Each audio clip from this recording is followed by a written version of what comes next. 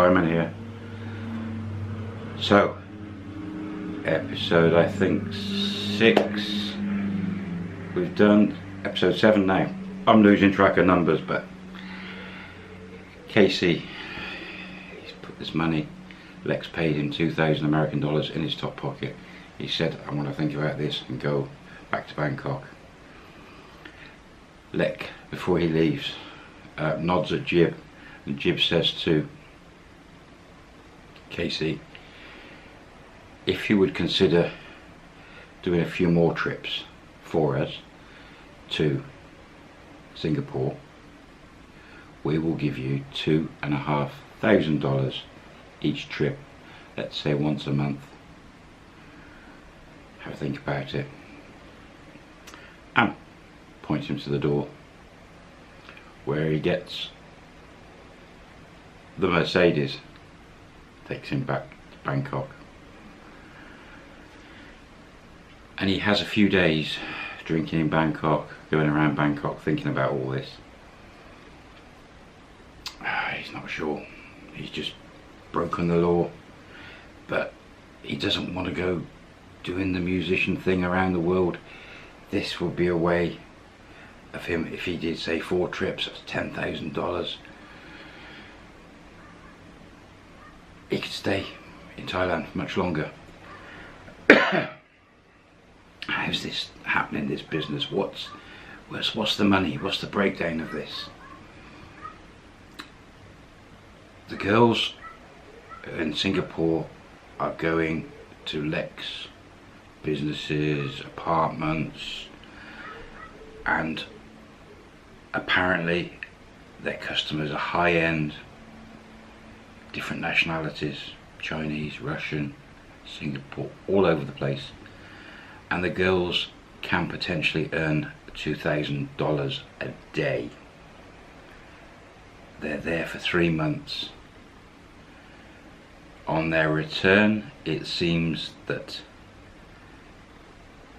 Jib will be given $10,000 for 2 girls, 5,000 each girl. The girls pay Lek X amount. Lek gives Jib 10,000. That 10,000 she has to pay the person, Casey in this case, 2,500. The elders, 2,500, and Jib gets 5,000 US dollars. Once a month, 5,000 US dollars. You know Jib, she's greedy. Will she be happy with that? But she's just starting out in this new venture. Totally illegal. She's moved to upper class. She started, remember, back Chiang Mai in the bar as a girl. She's been married twice now. She's had a daughter. She's left, dumped on Peter in the UK. She stole all that money from John's mother, legged it to Thailand. She's still in bed with the tribe. She's finished her apprenticeship. This is her master's degree. The tribe are constantly in contact with Jib. At the moment she's got this condo she's renting in Bangkok. She has her driver, Junta. He's also a bit of a bodyguard now, and he's the gopher. He's moved into her apartment. Lek, the big mastermind, almost like the Godfather Mafia, her and this gentleman. So Jib returns back to Bangkok and drops her guard a little bit on an evening out, gets a little bit drunk, ends up sleeping with Junta. That's not good. And over the coming weeks, they're sleeping together more and more. She's upped his salary now to 50,000 baht a month. He's passed all the tests. She's sort of paying a man now for sex with her. The tables have turned. Junta's got everything. He's got the company car, free home. He's got the boss paying him money, and he's having sex with her as well. And all he's doing is running some gold around and post office and a few girls here and there, taking them to the airports and things. What a job. Oh, he's laughing. Casey, back in Pattaya. And he goes back to his go-go bar, sees the mama son. They've got quite friendly now over time. And he pulls her to one side on this evening, talks to her, says to her, you know what I did and where I've been with Moy and the other girl. Mum said, yeah. He said, they want me to do this now more times. You know me a long time and you've seen, maybe you know more than me. You know, is this good for me to do a few times? And the mama san, of course she's going to say yes. She's on the books for Lek, somewhere along the line there. She said, yeah, you do it a few times, it's okay. What happened? You maybe, if they stop you, any immigration customs, they just slap you on the wrist and tell you not to do it again. You'll be fine. Casey, as is usual, JD and bar finds some more girls and goes off and eats with them, and he's having a good time in Pattaya. And he thinks, why not? I don't want to go back session playing. I'm going to do it.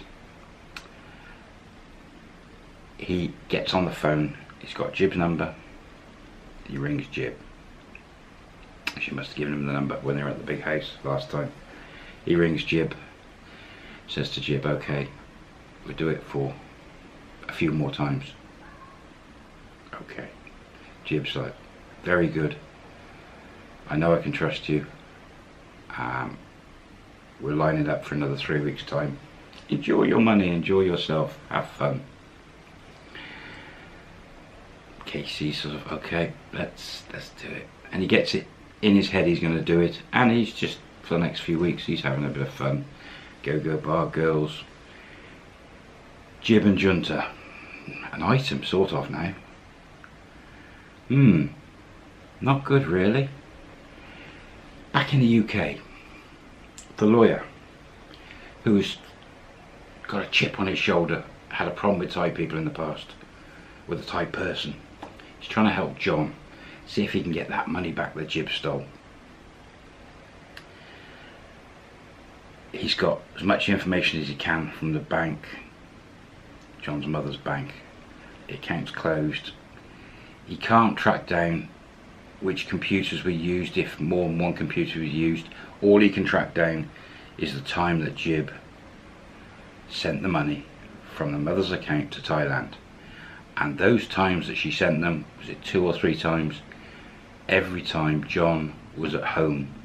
It was in the mornings and he'd finished his job.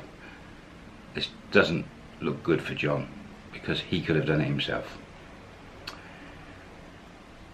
The lawyer thinks, there must be some other way.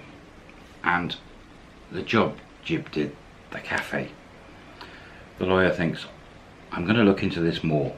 And what's he do? On one evening, he goes to the cafe. It's a restaurant in the evening. He goes in, just a normal customer, sits down, doesn't mind Thai food, and has a meal. And while he's there, he starts noticing things that's just not quite right for a restaurant. There's a few Thai girls about. He notices a guy come in, English guy, goes to one of the girls, and then they go out the back of the restaurant. Towards the end of his meal, maybe 45 minutes later, guy and girl come back through the back of the restaurant. Guy's smiling and exits quite quickly, and the girl goes with the other girls, and lots of giggling and chatting. He thinks that's strange. It doesn't look right. These girls sat around. He's got his suspicion something is going on here. He can't work it out. He can't see that there's apartments upstairs. He's no idea. He doesn't really know about the wholesale shop next door, all part of the same organisation. But he's something's not right. Anyway, pays his bill, leaves. He decides that this definitely needs more investigation. He really has got a chip on his shoulder. He wants to help John, even if it costs him money maybe. As a lawyer, he's got some contacts, and he sets about 2 of his guys to put surveillance on the cafe. and the shop next door. Just casual surveillance for now to see if he can gather any information. He lets John know what he's doing and gives John updates. John's not fussed anyway, as I said. He's got a new PlayStation now, or he's got a new Xbox and all that money in the bank. He doesn't care. He thinks everything's fine. He's not bothered. But if anything comes back, that'll be even bigger bonus for him. The lawyer also is talking to the bank again, and he now knows that the money Jib sent went to the Bangkok bank via London branch into Thailand, and he's on the phone to the Bangkok bank trying to get them to send the money back, and they're not interested at all. And he's like trying to even freeze the account, but again he's going to need some sort of court order or proof. Dead end there at the moment, dead end.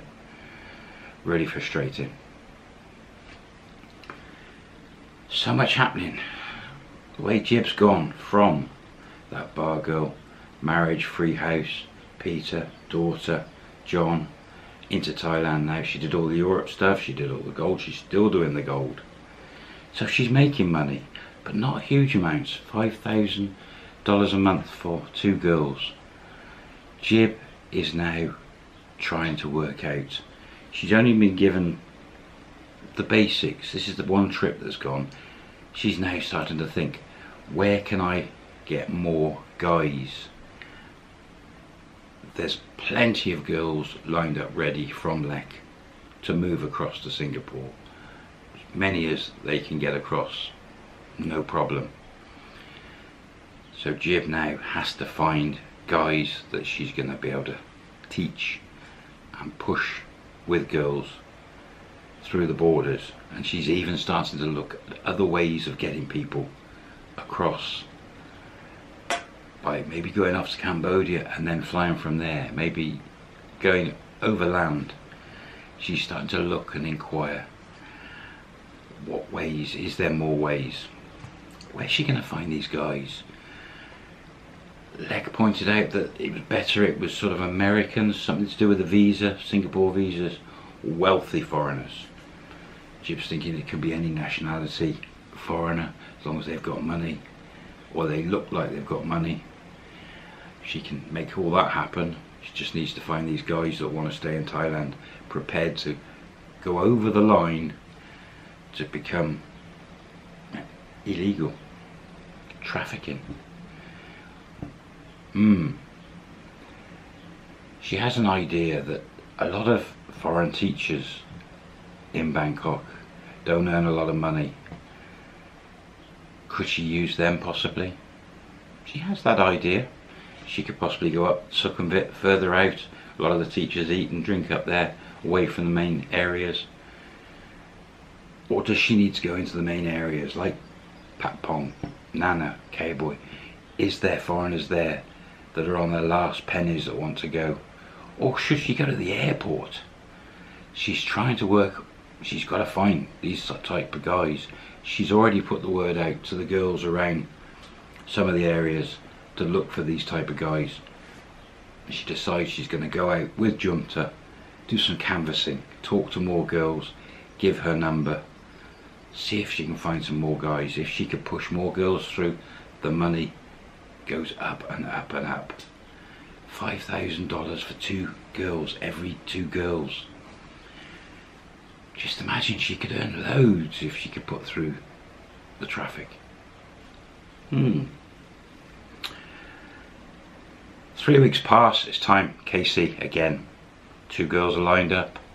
KC comes up to Bangkok, meets the girls, has a night with the girls, out and about, getting to know them, getting a little bit of background. He's got to pretend he's known them for 6 months. So 2 girls, day out, evening out, then they come back. He's in a hotel. They give him a night of free aerobics. That's the best way to get to know somebody, surely. And the next morning, Junta arrives, picks them all up. They're off to Singapore. Same story. Jib's given cash, 150,000 baht to KC via junta, cash in the pocket.